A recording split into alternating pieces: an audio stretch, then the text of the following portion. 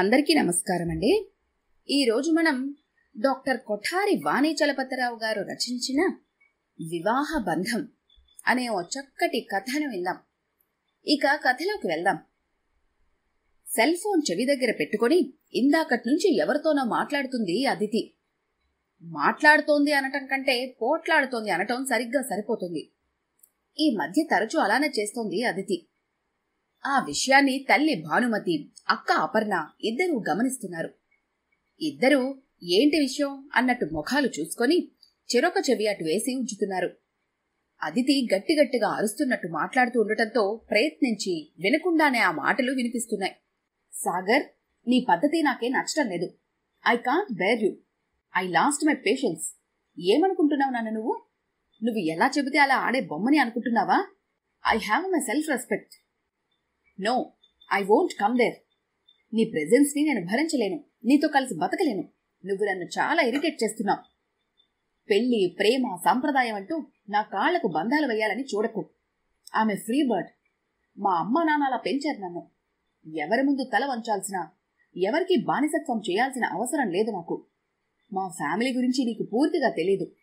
మా అమ్మా నాన్న, మా అక్క, మేమందరం చాలా మోడర్న్ థింకింగ్ ఉన్నవాళ్ళం. ఆ మాటలు భానుమతిని, అపర్ణను నివ్వెరపోయేలా చేశాయి. ఇదేంటే, ఇది భర్తతో ఇలా మాట్లాడుతోంది? పెళ్ళై ముచ్చటగా 3 నెలలైనా కాలేదు. అప్పుడే అతనితో ఆ వాదనేంటి? ఆ మాట్లాడే తీరేంటి అలా ఉంది? మంచి మర్యాద లేకుండా అంది భానుమతి కంగారు పడుతూ. నేను అదే అనుకుంటున్నానమ్మా. ఇక్కడికొచ్చి 10 రోజులైనా మొగుడి మాట వెళ్తానన్న ప్రస్తావన లేకుంటే చిన్నప్పటి నుంచి అలవాటైన ఇల్లు, తల్లిదండ్రులు, తోడబుట్టిన వాళ్ళని వదిలి ఉండలేక కొద్ది రోజులు ఉందామని వచ్చిందేమోలే అనుకున్నాను అంది అపర్ణ. పెళ్ళైన కొద్ది రోజుల నుండి నేను గమనిస్తున్నాను. కొత్తగా పెళ్ళైన దంపతుల్లా వాళ్ళిద్దరూ అసలు ఉండటం లేదు. నా ఉద్దేశం పొరపాటు దీని దగ్గరే ఉంది. ఇదే ఆ అబ్బాయి మీద ఇష్టాన్ని, ప్రేమను చూపించకుండా ఎప్పుడూ ఏదో వాదన పెట్టుకుంటూ విమర్శిస్తూ అతన్ని దూరంగా పెడుతోంది. మీ నాన్నగారు ఈ పెళ్లికి ముందు ఆ అబ్బాయి గురించి అంతా ఎంక్వైరీ చేశాకే వరనిశ్చయానికి వెళ్ళాము. పిల్లవాడు నెమ్మదస్తుడు, బుద్ధిమంతుడని ఆ కుటుంబాన్ని ఎరిగిన వాళ్ళు ఆఫీసులో అబ్బాయితో పనిచేసేవాళ్లు చెప్పారట. అది చూసావా? దాని గురించి అది చెప్పుకుంటూ మధ్యలో మన కుటుంబాన్ని కూడా ప్రస్తావనకు తెస్తోంది అంది భానుమతి పెద్ద కూతురు అపర్ణ వంక ఆందోళనగా చూస్తూ. అదే, ఇదెలా మాట్లాడితే అవతల సాగర్ మన కుటుంబం గురించి ఏమనుకుంటున్నాడు? చిన్నప్పటి నుంచి కాస్త నోటు దురుసు, దూకుడు స్వభావం కలిగిన పిల్లని తెలుసుగాని మరీ ఇంత దూకుడు మనిషని, గడసరిగా, తెలివి తక్కువగా అలా మాట్లాడుతుందని అనుకోలేదు. జీవితమంతా భర్తతో కలిసి కాపురం చేయాల్సిన పిల్ల ఇప్పుడే ఇలా ఉంటే ఇక ముందు ముందు ఎలా? ఆ అబ్బాయి మనసు విరిగిపోతే, దీని మాట తిరిగి విసిగిపోతే ఇంకేమైనా ఉందా? కాపురం కూలిపోదు అని భానుమతి అంటుండగానే ఫోన్ స్విచ్ ఆఫ్ చేసి పెద్ద పెద్ద అడుగులతో కోపంగా విసురుగా లోపలికొచ్చి తన రూంలోకి పోబోయింది అదితి. చెల్లెలికి ఎదురెళ్లి ఆప్యాయంగా భుజం మీద చెయ్యేసి, అదితి, ఏం జరిగింది? ఏదైనా ప్రాబ్లమా అని అడిగింది. ప్రాబ్లమే. అసలు పెళ్ళి అంటేనే ప్రాబ్లం. మగవాడంటేనే ఆడదానికి ఒక ప్రాబ్లం. కూల్గా ఉండు. అంత కోపం, ఆవేశం వద్దు. ఏం జరిగిందో చెప్పు. ఆ సాగర్కి మగవాడినని, మొగుణ్ణని పొగరు, అహంకారం. నువ్వు నా పెళ్ళానివి గనక నువ్వు తక్కువ, నేనెక్కువ, నేను చెప్పినట్టు నువ్వు వినాలి అన్నట్టు మాట్లాడతాడు. నీతులు, పాతకాలం సామెతలు చెబుతూ ఆ కాలంలో మొగిడ్లా నా మీద పెత్తనం చలాయించాలని చూస్తాడు. ఎక్కడికెళ్తున్నా ఆయనకు చెప్పి వెళ్ళాలి. ఎప్పుడొచ్చేది చెప్పాలి. ఇలా ఒకటా రెండా, ఎన్ని ఆంక్షలో అంది అదితి.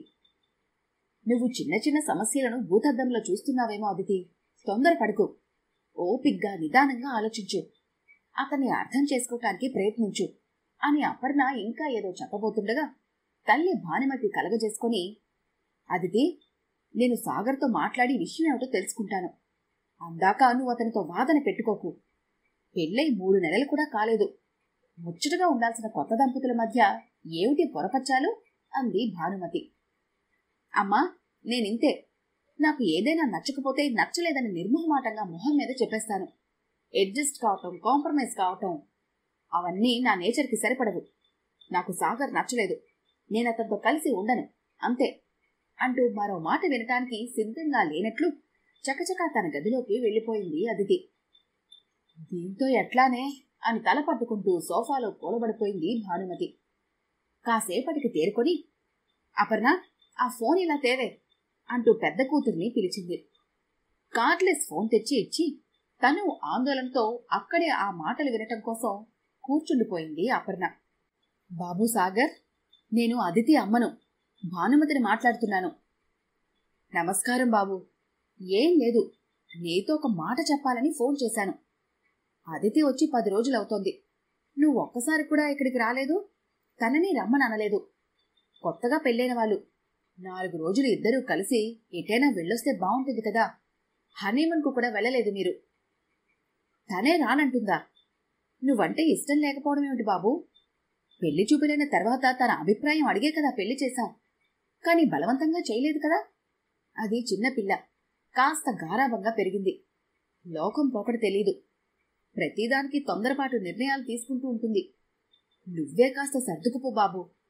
ఈ కాలం ఆడపిల్ల కదా, అందుకే నువ్వు దాంతో స్నేహితుడిలా మెలగాలి.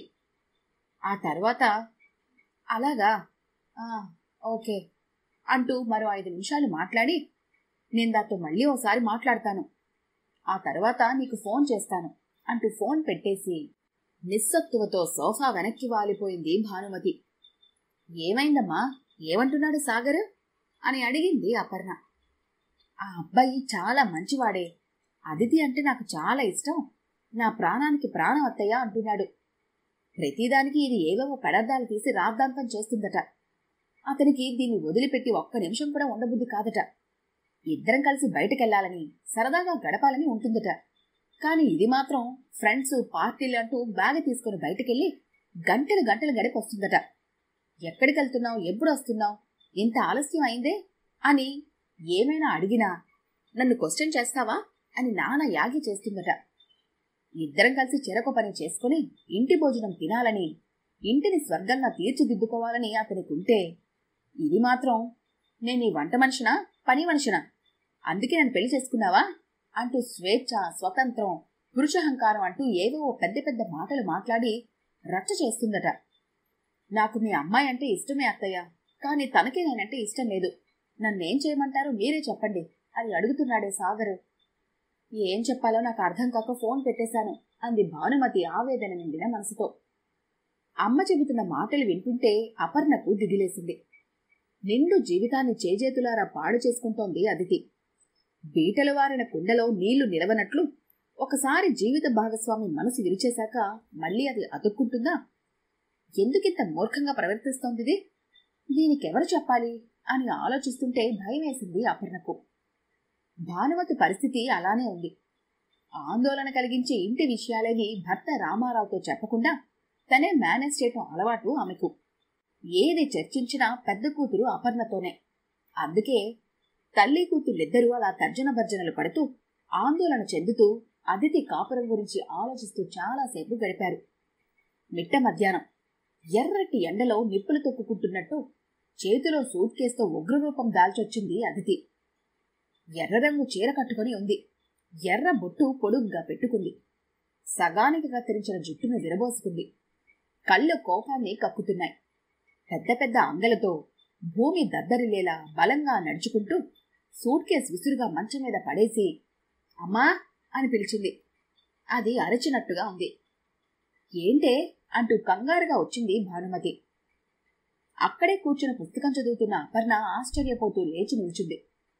ఏమైంది అని అడిగింది భానుమతి కంగారుగా. నేను సాగర్కి డైవర్స్ ఇచ్చేస్తున్నాను. ఐ డిసైడెడ్ అంది ఖచ్చితంగా. గోడలో మేకు దింపినట్టు అదితి మాటలు విని అనుకున్నాను నువ్వేదో ఒక రోజు ఈ మాట అంటావని అంది నిష్ఠూరంగా. ఏ అనకూడదా? ఇష్టం ఉన్నా లేకపోయినా ఆ రాస్కల్తో కాపురం చేస్తూ అక్కడే పడి ఉండాలా? వాడు మగాడైతే ఏంటంట గొప్ప, పెద్ద ఎక్కువ? అదితి అంటూ గట్టిగా అరిచింది భానుమతి. ఏంటా మాటలు అంటూ వారించింది. అమ్మా, అసలు నీ ప్రాబ్లం ఏమిటో నాకు అర్థం కావటం లేదు. నేనిక్కడ ఉండటం నీకు ఇష్టం లేదు అని మాత్రం స్పష్టంగా తెలుస్తుంది. మీకు నేను భారం కాన్లే. నా శాలరీ నాకుంటుంది. నా ఖర్చులు నేనే పెట్టుకుంటూ నా తిండి ఖర్చుల కోసం కొంత మొత్తం మీకు ఇస్తాను అంది అదితి కోపంతో రంకెలేస్తూ. అదితి, ఏం మాట్లాడుతున్నావే నువ్వు? నీ పెడసరపు మాటలతో నన్నెందుకలా బాధపెడుతున్నావు? అంది భానుమతి. ఆ మాటే మరి నేనంటే? మీకు అక్కంటే ప్రేమ, దాని సుఖం సంతోషమే మీకు కావాలి. నేనేమైపోయినా మీకు అవసరం లేదు. అక్క కూడా ఇలాగే ఒకరోజు సూట్ కేసు పట్టుకొచ్చి బావతో నేనిక కాపురం చేయలేనని చెప్పగానే అక్కున చేర్చుకుని ఓదార్చి దాన్ని వెంట పెట్టుకుని మరీ లాయర్ చుట్టూ కోర్టు చుట్టూ తిరిగి విడాకులు ఇప్పించారు. అదే మాట ఇప్పుడు నేనంటే మాత్రం నువ్వు నాకు హితబోధ చేస్తున్నావు. ఎందుకమ్మా నీకింత పార్షియాలిటీ? దానికి ఎలా తల్లివో నాకు అలాగే తల్లివి కదా అని అదితి ఇంకా ఏదేదో అంటోంది గాని ఆ తరువాతి మాటలేవి వినబడలేదు భానుమతికి. అప్పటికే ఆమె కొయ్యబొమ్మలా అయిపోయింది. అపర్ణ పరిస్థితి అలానే ఉంది. తల్లి వెనకగా వచ్చి నిల్చుని ఆమె భుజం మీద చెయ్యవేసి ఆసరాగా నిల్చుంది. ఇద్దరికీ అతిథి అంటున్న గతం కళ్ల ముందు మెదిలింది. పెద్ద కూతురు అపర్ణ కోసం వరాన్వేషణ ప్రారంభించారు ఆమె తల్లిదండ్రులు. పెళ్లంటే 100 ఏళ్ల పంట. ఆడపిల్ల జీవితం పెళ్లితో ఒక మలుపు తిరుగుతుంది గనక కూతురి విషయంలో ఆ మలుపు సుఖప్రదమైందై ఆమె జీవితమంతా సంతోషంగా గడిచిపోవాలని మంచి సంబంధం కోసం కాళ్ల చెప్పులరిగిపోయేలా తిరిగాడు తండ్రి రామారావు. అందంగా ఉండే అపర్ణను పెళ్లి చేసుకోవటానికి ఇష్టపడి కొన్ని సంబంధాలు వాళ్లంతట వాళ్లే ముందుకొచ్చినా ఇది పర్ఫెక్ట్ కాదనుకున్న దాన్ని వీళ్లే కాదనుకున్న సంబంధాలు కూడా ఉన్నాయి. 2 ఆడపిల్లలు. అపర్ణ, అదితి అంటే పంచ ప్రాణాలు వాళ్లకు. అల్లారుముద్దుగా పెంచి పెద్ద చేశారు. స్వభావరీత్యా పెద్ద కూతురు నిండు కుండలా తొనకని బెనకని నెమ్మదితనం కలదైతే చిన్న కూతురు గలగలా ప్రవహించే సెలయేరులా కాస్త హడావిడి అల్లరి దూకుడు కలది. అయినా ఇద్దరినీ 2 కళ్లల్లా చూసుకున్నారు. వాళ్ళ ఆనందం కోసం ఏదంటే అది తెచ్చి అమర్చి అలా తల్లిదండ్రులుగా వాళ్ళ ఆనందాన్ని అనుభవించారు. ఇక్కడ తమ దగ్గర ఎలా స్వేచ్ఛగా పిల్లలున్నారో రేపు అత్తారింటికెళ్ళాక కూడా అలానే ఉండాలని అర్హుడైన అల్లుడి కోసం గాలించారు. వచ్చిన సంబంధాలన్నింటిలో విజయవాడ సంబంధం బాగుందని అనిపించింది. పిల్లవాడు హ్యాండ్సమ్ పర్సనాలిటీతో బాగున్నాడు. మంచి చదువు, ఉద్యోగం ఉన్నాయి. ఆస్తిపాస్తులు పర్వాలేదు. సాంప్రదాయానికి, ఆచార వ్యవహారాలకు, నమ్మకాలకు ప్రాణం పెట్టే కుటుంబం గనక కులగోత్రాలు, జాతకాలు, కుటుంబ పద్ధతులు అన్నీ బాగున్నాయని అనిపించాయి. అందుకే వెంటనే పెళ్లి నిశ్చయం చేసుకుని తాంబూలాలు పుచ్చుకున్నారు. 20 రోజుల్లోపే ముహూర్తాలు పెట్టుకుని అంగరంగ వైభవంగా పెళ్లి చేశారు. 3 నిద్రలు అయి కూతురు అల్లుడు తమ ఇంటికొచ్చాక అపర్ణ ముఖం చూసిన తల్లి భానుమతికి ఏదో అనుమానం వచ్చింది. ఏంటే అలా ఉన్నావు అని ఎన్నిసార్లు అడిగినా ఏం లేదంటూ దాటేసింది. ఆ రోజు మొదటి రాత్రి అపర్ణను అందంగా అలంకరించి గదిలోకి పంపిస్తున్నప్పుడు అపర్ణ ముఖంలో మునుసిగ్గులు, చిరునవ్వులకు బదులు అయిష్టం, ఏదో భయం, బెదురు కనిపించాయి. ఆ మర్నాడు ఉదయం కళ్ళనీళ్లు పెట్టుకుంటూ శోభనం గదిలో నుంచి బయటకొచ్చిన కూతురు చూసి భానుమతికి గుండె ఆగినంత పనయింది. ఎందుకు ఏడుస్తున్నావు? ఏం జరిగింది చెప్పు. చెప్పకుంటే నా మీదొట్టే అంటూ అపర్ణ చేయి తీసి తన తల మీద పెట్టుకుంటూ అడిగింది. ఆయన మనిషి కాదమ్మా, అందంగా కనిపించే రాక్షసుడు. అది శృంగారం కాదు, రాక్షసరతి. ఒక్కొక్క మాట చెప్పలేక చెబుతున్నట్టుగా ఉంది అపర్ణ. అదేంటే ఇలా అయింది? నీ పెళ్లి గురించి, ముచ్చటైన నీ కాపురం గురించి ఎన్నో కలల కంటే ఇలా జరిగిందేమిటి? మంచి సంబంధం అనుకున్నాం. మన చుట్టాలు, స్నేహితులు కూడా అపర్ణ అదృష్టవంతురాలు అనుకుంటున్నారు అంది గుండె పద్దలయ్యేంత ఆవేదనతో. కొన్ని విషయాలు అంతేనమ్మా, పైకి ఒకలా కనిపిస్తే లోపల మరోలా ఉంటాయి.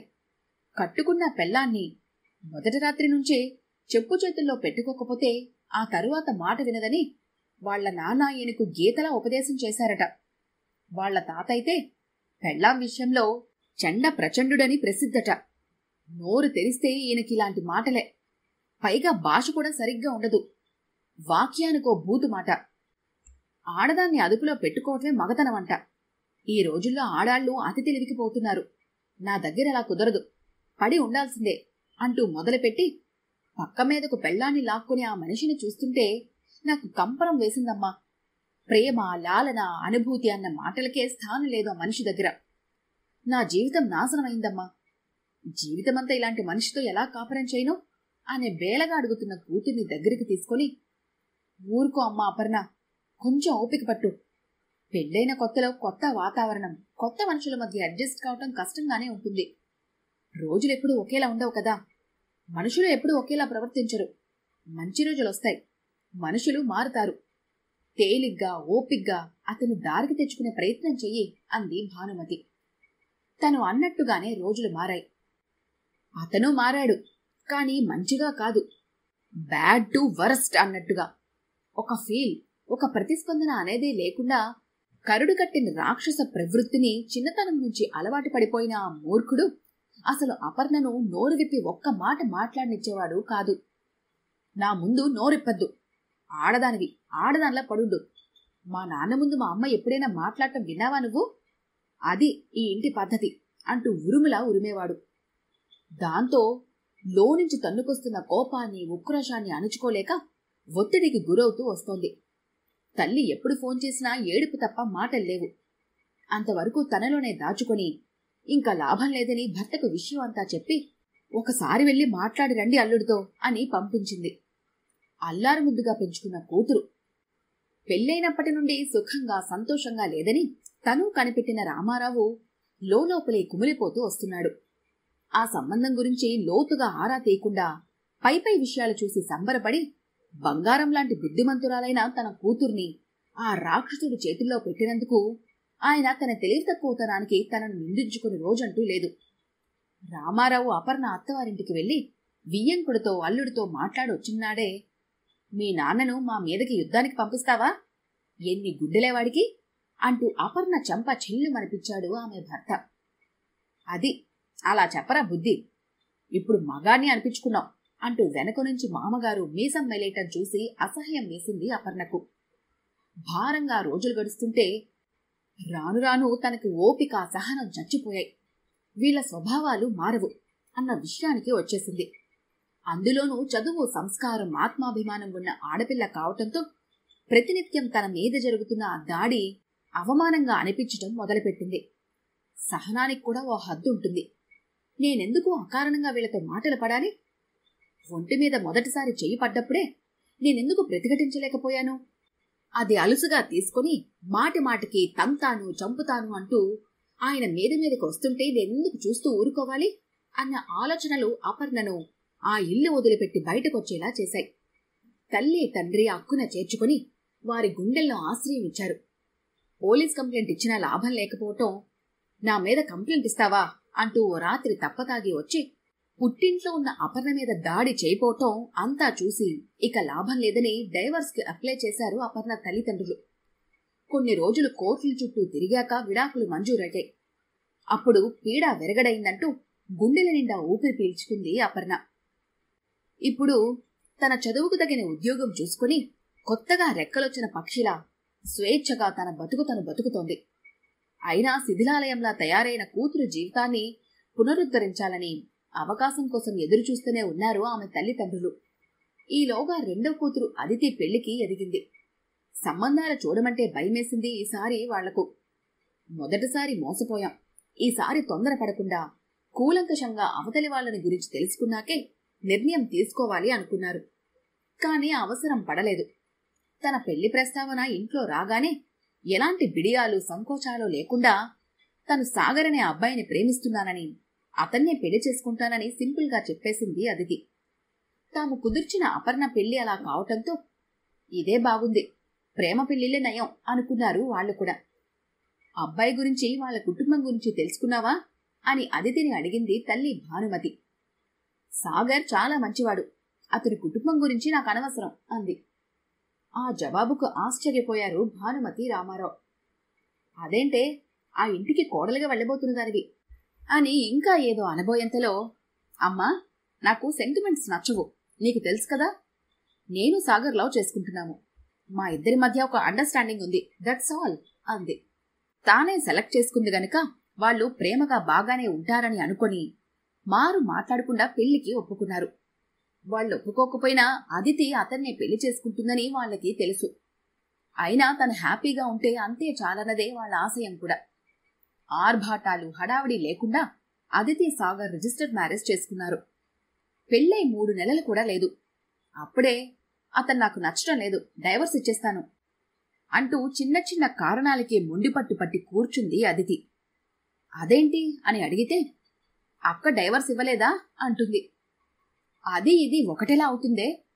అనివార్య పరిస్థితుల్లో తీసుకున్నది ఆ నిర్ణయం. ఆషామాషిగా అకారణంగా తెలివి తక్కువగా తీసుకునే నిర్ణయం ఒకటేలా అవుతాయి? పెళ్ళంటే బొమ్మలాట అని తలలు పట్టుకున్నారు భానుమతి, రామారావు. పెద్ద కూతురు పడ్డ బాధలతో పోల్చుకుంటే అపర్ణది అసలు సమస్య కాదు. అలాంటిది తాను అక్కతో తన జీవితాన్ని పోల్చుకుంటుంది. ఈ విషయం అపర్ణకు అర్థమయ్యేలా చెప్పాలి. పెద్దల్లుడు రాక్షసత్వాన్ని బయటపెడితేగాని చిన్నల్లుడి మంచితనం కూతురికి తెలిసిరాదని, అదితి జీవితం చక్కదిద్ది తీరాలని దృఢంగా నిశ్చయించుకున్నారు ఆ దంపతులు. మరి ఆ తల్లిదండ్రులు సరైన మార్గంలో పెట్టాలని ఆశిద్దాం. ఈ కథ గనుక మీకు నచ్చినట్లయితే లైక్ చేయండి, షేర్ చేయండి.